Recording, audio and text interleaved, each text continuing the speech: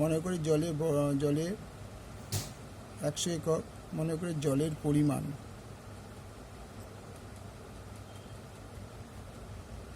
পরিমাণে 100 একক। জল বরফে পরিণত 10% বৃদ্ধি, অর্থাৎ 100 + 10 = 110 একক। এটা হবে 110 একক।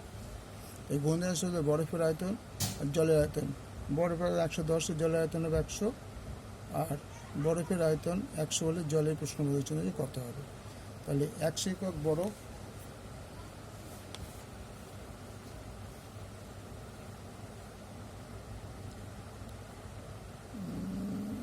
কি হচ্ছে কত কি আসবে আয়তন জলের 100 একক বরফে একক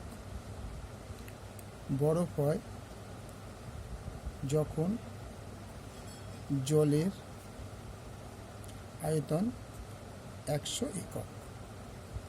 তাহলে 1 একক বরফ হবে যখন জলের আয়তন 100/110 একক।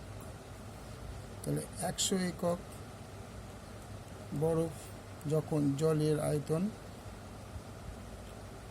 হবে 100 × 100/110, এই 0 0 কেটে গেল।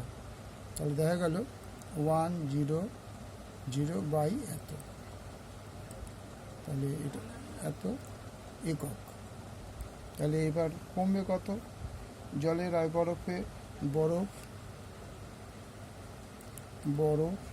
একক, একক। বরফ গলে জলের আয়তন হ্রাস পাবে। জলের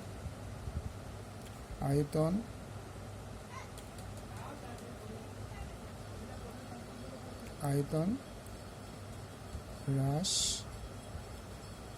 পাবে 100 বিয়োগ 1000/11 ইকুয়াল টু 1100/1000/11। তাহলে 100/11, 9 11 99, 9 × 1 = 11%। সুতরাং আয়তন হ্রাস পাবে,